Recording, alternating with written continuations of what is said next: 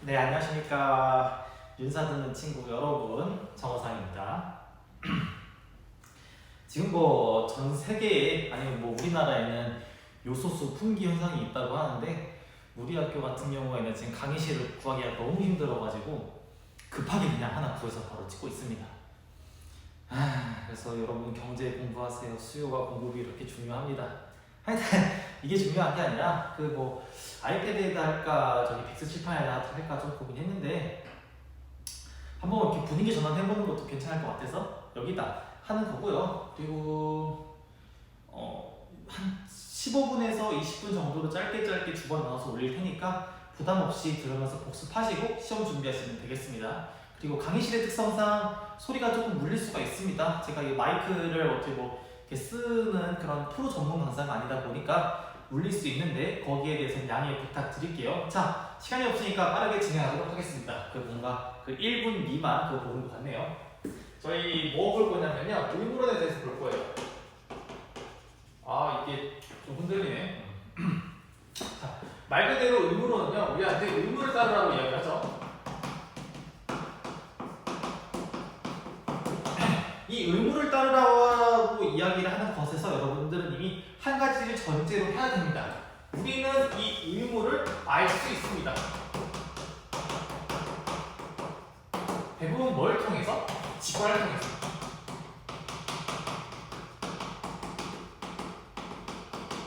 그러니까 뭐 별개 새로운 말이 아니라 우리는 태어나면서 대부분 어떤 것이 옳고 그른지에 대한 지식들, 옳고 그른지를 행하는 의무에 대해서는 알고 태어난다는 거예요. 그리고 이 의무를 따르라고 이야기를 하는 거죠. 근데 이 낮춤 조금 더 나아가서 그냥 의무를 따르는 것이 아니라 의무를 그것이 옳기 때문에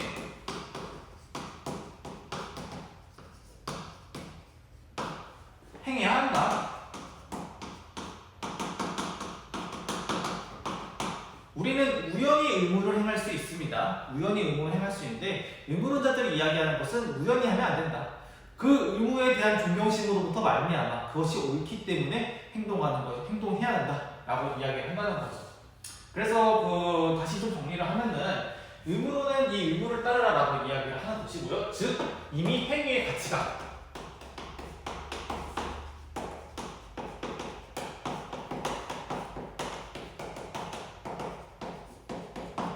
정해졌다라고 이제 이야기를 보시면 될 것 같습니다. 그러니까 크게 정리하면은 요점은 의무를 따르라라는 건데 우리는 이 의무를 알고 태어나고요. 그 다음에 두 번째 행위의 도덕적 가치는 의무를 따르는 것. 근데 단 그냥 따르는 것이 아니라 그것이 옳기 때문에 행해야지만 된다라고 이야기를 합니다. 자, 그래서 먼저 칸트부터 볼게요. 여러분들 그 칸트 요약본을 좀 중요하게 보시면 돼요. 칸트는 여러분들이 크게 그 요약본에 있는 대로 정리를 하시면 될 것 같습니다. 저도 좀 보고 할게요. 일단 첫 번째 여러분들 옳음과 좋음을 구분해야 한다.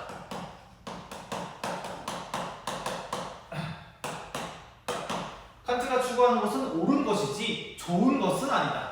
굿과 라이트를 구분을 해야 한다. 조금 더 이야기를 하면은 이 좋다라는 단어는 주로 어디에라는 결과를 전제하기 때문이다.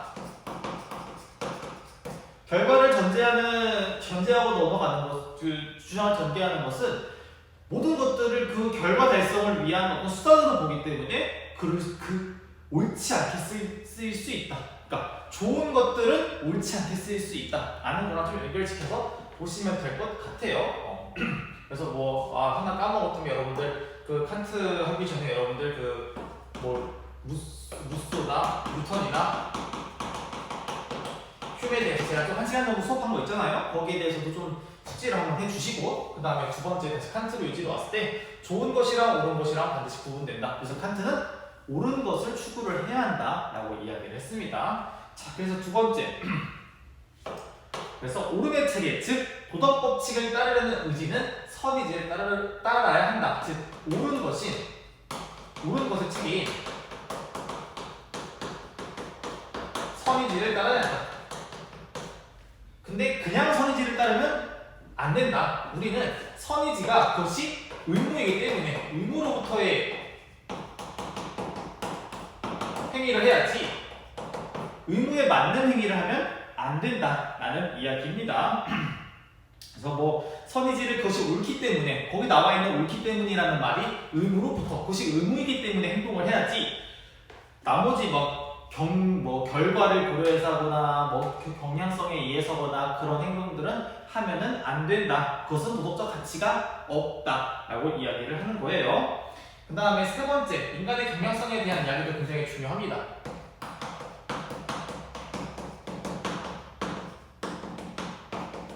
경향성은 요약하면 우리가 만트라고 하고 싶은 것이라고 보시면 될 것 같아요. 여러분들은 인간의 경향성과 해야 하는 것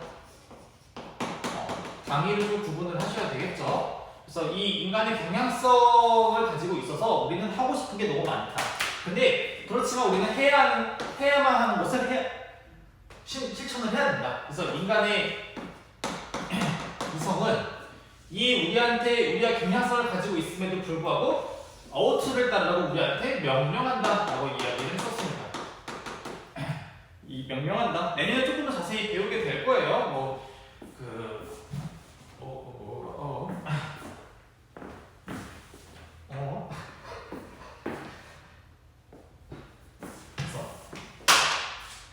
몰라.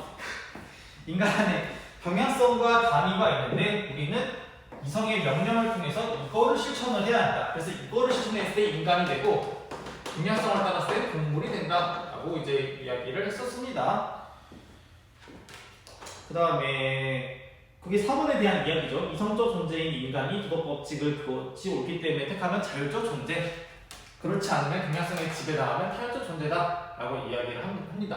여기 좀 로스를 적어야 되니까 이쪽에 좀 끌어올게요. 이거랑 더불어서 여러분들이 중요하게 알아놔야 되는 게 바로 정화명령입니다.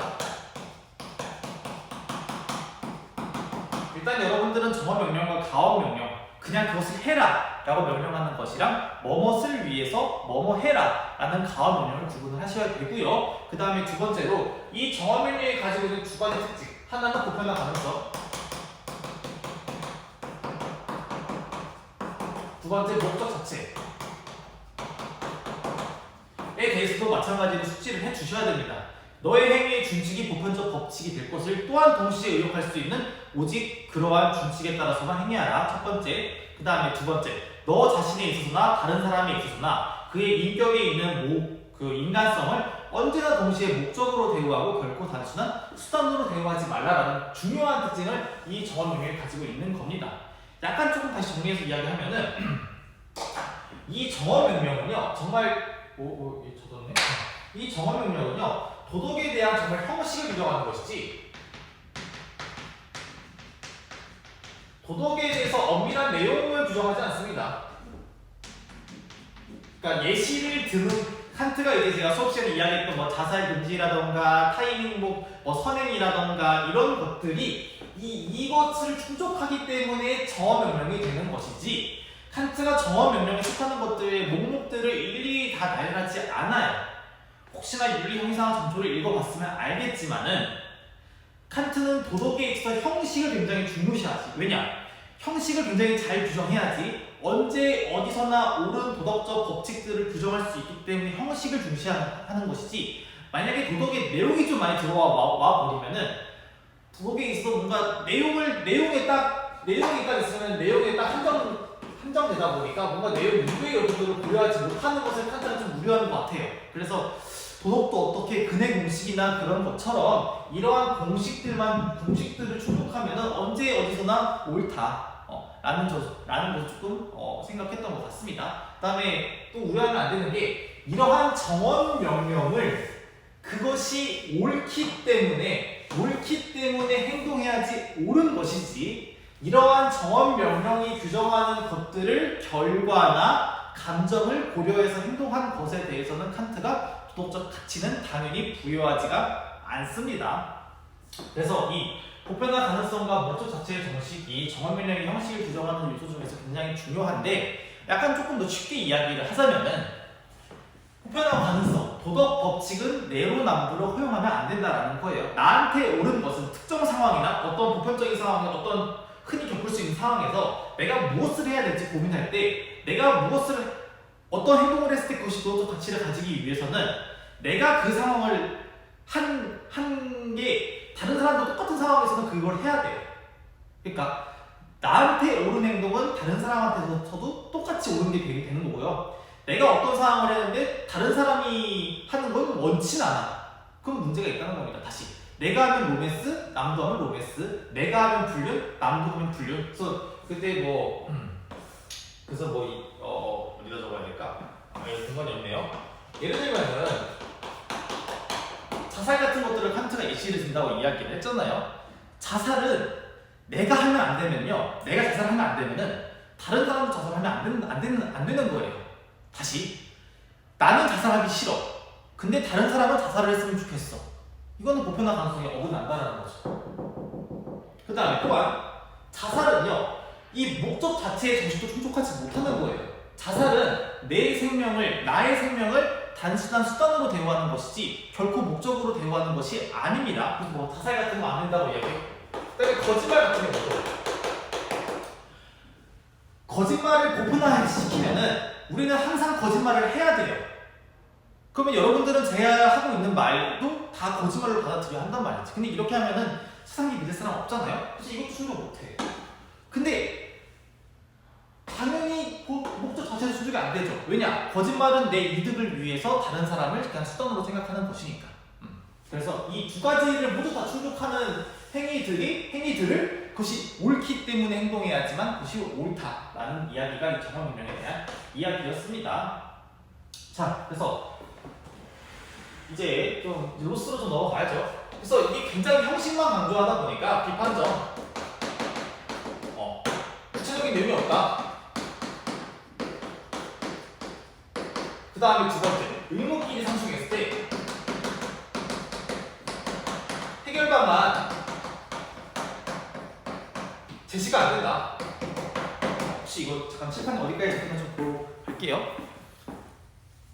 해결 방안 제시가 안 되니까 이거를 해결하기 위해서 등장한 사람이 이제 로스의 조건부적 의무론입니다.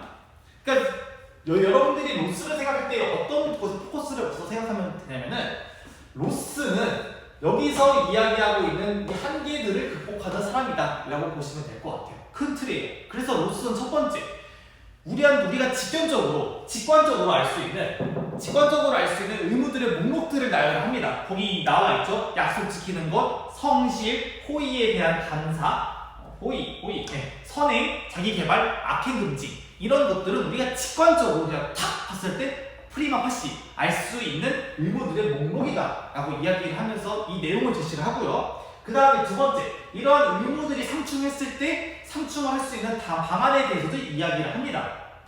그래서 여기 있는 이 목록들을 제시를 하는데, 제시된 목록들은 어디까지나 조건적으로 컨디셔널, 특수한 상황에서는 바뀔 수가 있다는 거죠. 항상 우리가 무조건적으로 지켜야 하는 게 아니라 의무긴 의무인데 어떤 상황에서는 다른 의무보다는 뒤처질 수 있다. 우선순위가 뒤처질 수 있다는 점에서 조건부적으로이라는 말을 쓰게 되는 거예요. 그러면은 이 조건적이기 때문에 언제 도대체 우리가 의무들 정할 수 있느냐? 그래서 세 가지 제시하고 있죠. 이거 이야기하지만은 서술형에는 내지 않았습니다. 서술형이나 분납형에 내지 않았습니다만은 그래도 굉장히 제가 당구장 표시 달아놨으니까 이거 좀 체크를 해놔야 되겠죠. 조건부 의무들의 상대적 우선순위를 정하는 규칙. 첫 번째, 큰 선. 그 다음에 두 번째, 심사숙고. 세 번째, 양심. 있는 사람들의 그 판단 아래에 이루어진 것이 더 낫다라는 이야기가 될 수 있겠습니다. 그래서 또 이 의무론에 대한 이야기를 보면은 제 수업에서는 칸트의 비중이 사실상 굉장히 큽니다. 왜 이렇게 클 수밖에 없느냐? 사실상 칸트가 의무론에 대한 대부분의 것들을 다 정초했다고 다 기초를 세워놨기 때문에 이 로스는 칸트가 이야기한 그 한계를 극복하기 위한 논리를 제안했다는 약간 좀 보완적인 측면이 인사에서는 드러나서 그런 거예요. 물론 실제 학계에서는 로스를 공부하는 분들도 좀 있는 걸로 알고 있습니다. 그리고 이 조건 부족이라고 말해가지고 얘 굉장히 학계적으로는 단어 구분하는데 좀 유용하긴 한데, 일단은 제 수업에서는 칸트한테서 일단 여러분들이 가장 큰 기준을 두시고, 그 다음에 로스 이러한 칸트가 지면한 문제점을 해결하기 위한 논리점들을 제안했다까지만 좀 생각을 해주시면 될 것 같습니다. 자, 그러면은 한 20분 된 것 같은데요. 칸트 수업은요 여기까지 하도록 하겠습니다. 빠이. 고생했습니다.